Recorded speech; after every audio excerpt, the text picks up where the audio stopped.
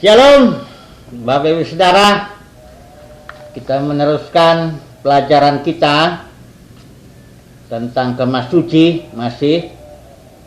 Tapi kali ini kita mau melihat bagaimana Yesus sebagai perintis, sebagai imam besar. Dia memimpin kita masuk ke dalam pengalaman-pengalaman yang disimbolkan oleh Kemah Suci.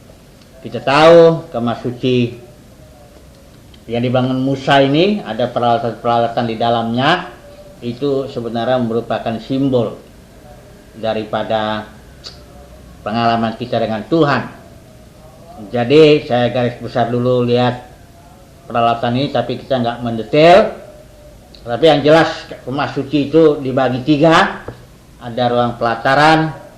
Orang biasa ini menyamakannya dengan, kalau dengan ibadah orang Israel itu dianggap ini Paskah, ini pengalaman keselamatan, pelataran luar. Masuk ke dalam ruang Maha Kudus, ruang kudus, itu Pantekosta, pengalaman dibaptis dengan Roh Kudus. Terus masuk lagi ke dalam ruang Maha Kudus, itu kalau perayaan itu Tabernakel atau Pondok Daun, itu pengalaman menyatu dengan Bapa, ya. Kalau kita melihat juga di dalam pelataran luar itu ada mesbah tembaga dengan bejana pembasuhan. Orang juga mempelajari ini bejana pembasuhan itu pengalaman baptisan air. Mesbah tembaga itu seperti salib, ya, pengalaman keselamatan. Kemudian masuk ke dalam ruang yang kudus, yang kedua, ini ada mesbah dupa, ya. Ini orang menjelaskannya, ini identifikasi pengabdian kita kepada Tuhan, belajar melayani Tuhan. Ini semua pengalaman-pengalaman, ya. Itu juga meja roti sajian. Ini orang memahaminya, ini artinya tunduk pada otoritas firman, belajar dipimpin oleh firman, ya. Baik firman itu melalui siapa saja, ya, belajar menundukkan diri. Terus akhirnya masuk ke dalam yang ketiga, ruang Maha Kudus. Di situ ada tabut perjanjian. Ini pengalaman kesatuan dengan Bapa, ini menyatu dengan Bapa. Di sana ada tongkat Harun, ada loh perjanjian, ada mana. Jadi kita nggak mempelajari detail-detailnya ini, tapi yang kita pelajari bahwa Yesus itu sebagai imam besar kita, dia sudah masuk ke dalam ruang Maha Kudus itu. Nah, untuk ini mari kita baca dulu kitab Ibrani, ya. Mau nggak mau kita harus, karena kitab Ibrani ini menjelaskan bagaimana perbedaan yang lama dengan yang baru, bahwa yang baru ini lebih baik, ya. Dalam arti bukan yang lama tidak baik, karena yang lama dilanggar oleh orang Israel, perjanjian lama, Tuhan bikin yang baru. Mari saya baca Ibrani pasal 6 ayatnya yang ke 19-20. Ini coba nanti kita bandingkan dengan terjemahan YLT. Demikian yang LAI, Ibrani pasal 6 ayat 19-20. Pengharapan itu adalah sauh yang kuat dan aman bagi jiwa kita, yang telah dilabuhkan sampai ke belakang tabir. Ini maksudnya sampai ke ruang Maha Kudus itu, di mana Yesus telah masuk sebagai perintis bagi kita. Masuk ke dalam ruang Maha Kudus itu maksudnya sebagai perintis bagi kita. Ketika ia menurut peraturan Melkisedek menjadi imam besar sampai selama-lamanya. Coba dulu kita lihat ayat ini dari YLT.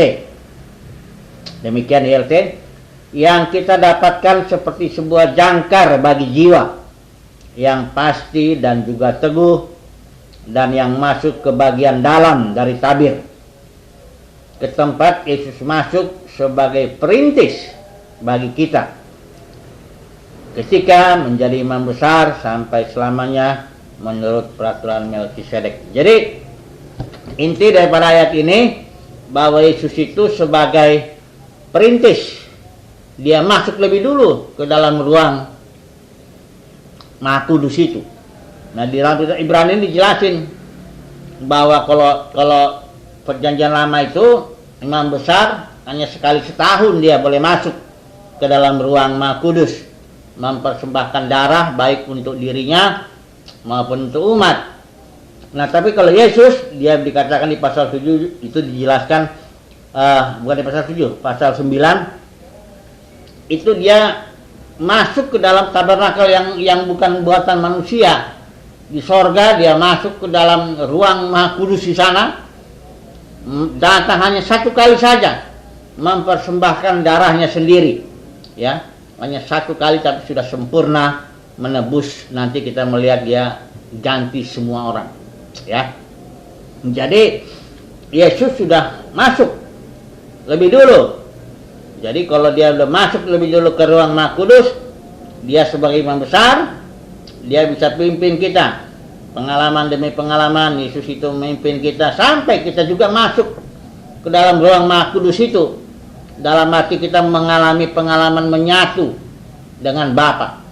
Yesus katakan, aku dan Bapa adalah satu. Tapi kita juga nanti perlahan-lahan kita dipimpin melalui simbol-simbol. Kalau di Kemah Suci Musa, simbol-simbol terus kita bergerak sampai kita juga menyatu dengan Bapa, ya.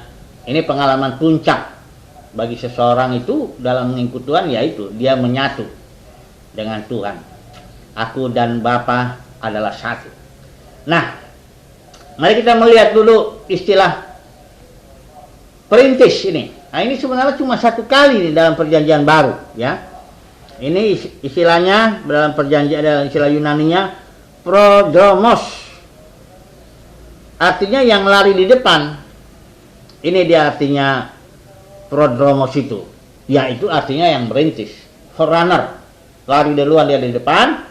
Dia mengalami dulu, terus dia pimpin ini yang di belakang ini. Kita semuanya, ya. Kita dipimpin untuk mengalami pengalaman bersama dengan Bapa, ya. Nah, mari kita melihat dulu. Ada banyak orang selalu merasa bahwa Yesus itu hanya memimpin sebagian orang yang, ya sebagian orang aja yang terpilih, ya. Dia tidak memimpin lagi manusia-manusia yang lain. Nah, ini yang perlu kita, ya terpaksa saya harus mengulangi lagi, ya. Dalam kitab Ibrani ini, saudara, kalau baca kitab Ibrani ini berulang-ulang, saudara akan yakin bahwa Yesus memang di zaman ini dia pimpin kita, yang orang-orang yang dipilihnya di zaman ini. Tapi bukan berarti di zaman-zaman berikut dia tidak pimpin manusia yang lain. Coba mari kita buka dulu Ibrani pasal 2, ya. Ini dikatakan, ini ada satu ayat yang bagian, ya, pemahaman yang, karena dalam terjemahan LA ini bisa salah mengerti kita, ya. Coba dulu kita bandingkan di sini, ya. Di sini dikatakan, sebab ayat 5, saya baca dulu ILT, ya. Sebab bukan bagi para malaikat dia telah menaklukkan ini, dunia ini terjemahnya harusnya zaman, ya. Zaman yang akan datang, yang tentangnya kita membicarakannya, ya. Tetapi seseorang di satu nas telah bersaksi sungguh-sungguh ketika berkata, apakah manusia? Jadi nas ini berbicara tentang manusia dalam arti seluruh manusia. Kalau saudara melihat di sini terjemahan LAI, dia manusianya, nyanya nih dibikin huruf besar. Kata ganti manusianya dibikin huruf besar, seolah-olah jadi Yesus yang dibicarakan. Bukan. Kalau saudara melihat semua ini ayat pasal 2 ini, ya, mulai dari ayat 6, ayat 7, ya, sampai di sini ayat 8, engkau telah menaklukkan segala sesuatu di bawah kakinya. Nya itu haruslah sesuai dengan konteks, itu nya itu harus huruf kecil, pengganti kata manusia, umat manusia. Kalau di LAI dia bikin, ya, pasal 8 ini, ayat 8, dia bilang begini, segala sesuatu telah engkau taklukkan di bawah kakinya. Nyanya huruf besar yang menunjuk kepada Yesus. Sehingga ini menjadi kacau. Sebab ini harusnya terjemahannya konsisten, karena konteksnya apakah manusia, artinya seluruh manusia ini, ya, sehingga engkau mengingatnya. Dan Tuhan bilang engkau sudah menaklukkan segala sesuatu di bawah kaki manusia itu. Ayat 8-nya, ya.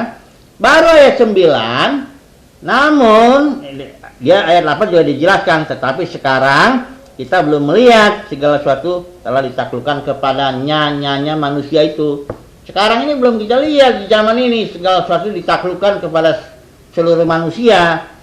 Ayat 9, namun kita melihat Yesus. Nah ini baru dia ayat 9-nya bicara Yesus. Ayat 6 sampai ayat 8 itu bicara manusia secara umum. Ya, warisan manusia itu, bagian manusia itu adalah bahwa segala sesuatu akan ditaklukkan kepada manusia, semua manusia. Semua manusia artinya akan menaklukkan segala sesuatu pada akhirnya. Sama seperti rencana Bapa, baiklah kita menjadikan manusia serupa segambar dengan kita supaya mereka menaklukkan segala sesuatu itu. Dan ini itu maksudnya. Nah, tapi sekarang belum kita lihat kata ayat ini. Ayat 9 ini baru dia katakan, dia jelaskan ya.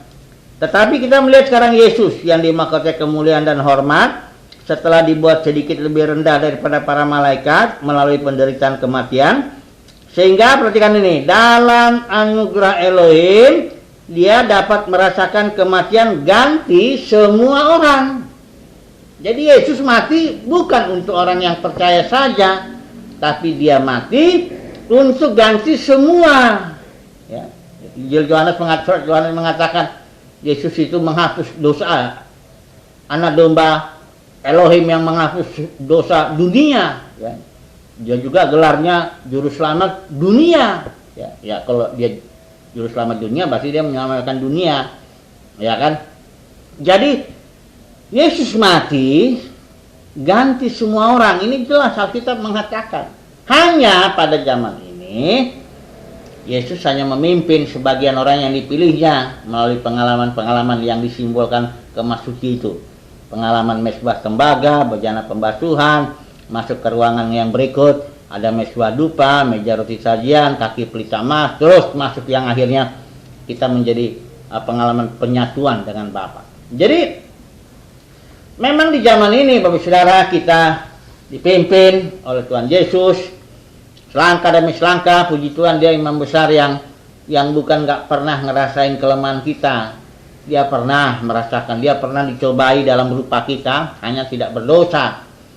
Jadi Yesus ini dia bisa bersimpati lah ya, memimpin kita selangkah demi selangkah masuk ke dalam pengalaman yang disimbolkan peralatan bayi suci ini sampai kita dengan Bapa menjadi satu ya.